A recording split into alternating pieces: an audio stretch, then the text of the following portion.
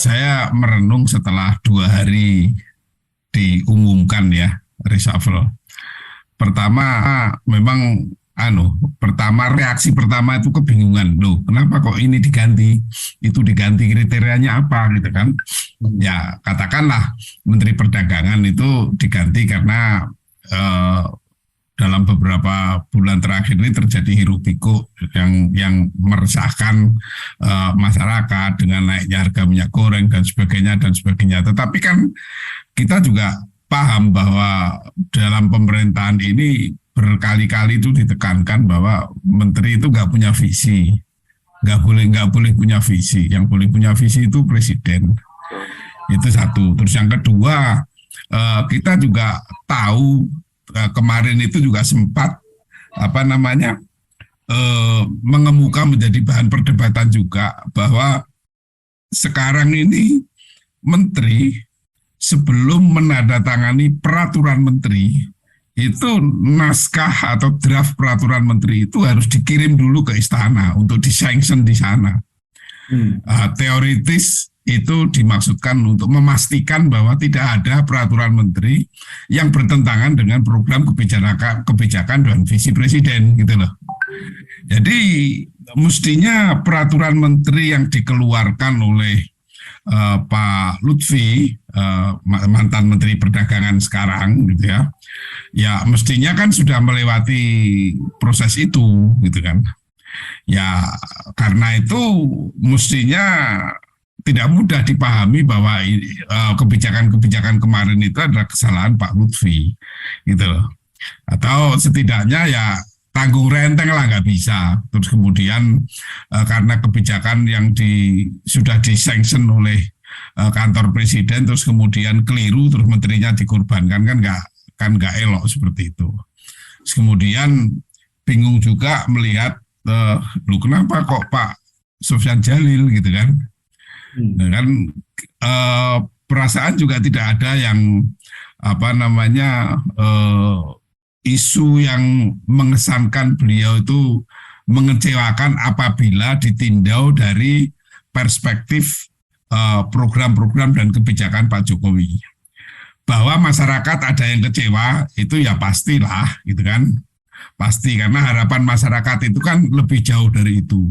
Tetapi ketika diukur dengan benchmarknya itu adalah program dan kebijakan Pak Jokowi, rasanya Pak Sofyan Djalil juga tidak tidak bermasalah gitu loh. Tapi kenapa kemudian diganti? Beliau Pak Presiden pengen menyerahkan sekian ratus ribu sertifikat atau sekian juta sertifikat juga terjadi kan itu kan. Ya persoalan kualitas dari pencapaian kebijakan itu sendiri ya kita tentu bisa perdebatkan. Tetapi bahwa apa yang sudah dilakukan oleh Pak Sofyan Djalil itu sudah sejalan dengan kebijakan dan program presiden itu ya iya gitu kan gitu. Jadi kemudian kita tuh bingung kenapa terus kemudian mereka berdua diganti gitu ya. Nah, terus kalau kita berpikir mengenai pada tataran yang lebih substantif lagi gitu ya. Ini kan tantangannya dan persoalannya kan persoalan ekonomi. Tadi juga dikemukakan oleh si Pak Syahganda, dikemukakan oleh si Pak Antoni Budiawan dan sebagainya. Ini kan masalah ekonomi. Nah, kalau masalah ekonomi kan core-nya bukan di situ. Ya kenapa nggak tim ekonomi aja sekalian dibongkar semuanya gitu kan? Itu orang akan bertanya-tanya ke sana. Jadi terus kemudian dalam kebingungan dan kegalauan itu kan ya natural orang itu kemudian nyari-nyari informasi ini kenapa sih itu kenapa sih apa dan sebagainya gitu kan. Nah kemudian apa yang saya lakukan setelah merenung ini merenung itu nguping sini nguping sana, rasa-rasanya kemudian kesimpulan yang paling logis ini kok reshuffle yang apa istilahnya itu reshuffle yang apa ya terminologinya, dia bukan gagal dalam pengertian tidak mencapai tujuannya saja, tetapi skenarionya itu nggak jadi jalan gitu loh. Saya jadi ragu-ragu apa betul dua orang itu yang pada mulanya akan diganti gitu loh. Jadi apa namanya, jangan-jangan dua orang itu dicopot hanya sekedar untuk face saving, untuk penyelamatan muka presiden yang sudah kadung mengumumkan akan melakukan reshuffle, sudah panggil menteri ini, panggil menteri itu, tetapi kemudian batal melakukan reshuffle karena ya anulah. Kalau sudah tahun-tahun seperti ini kan kita juga sudah bicara mengenai udah berpikir mengenai anulah apa namanya konstelasi kekuatan tawar menawar apa dan sebagainya.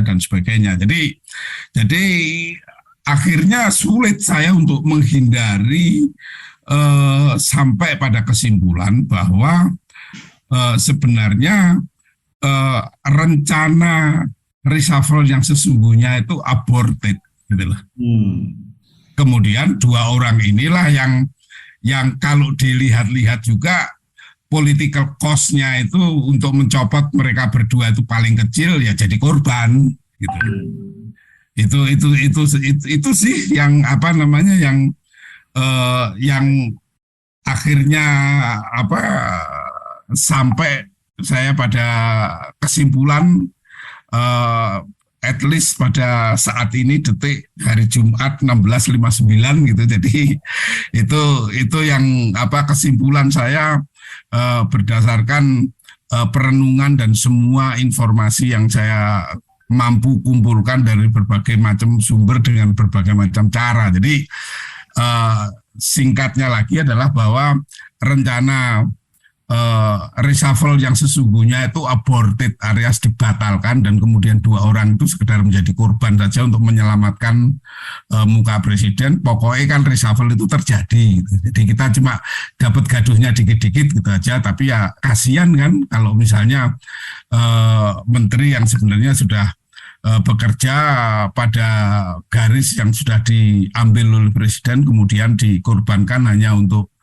apa ya main-mainan politik seperti ini.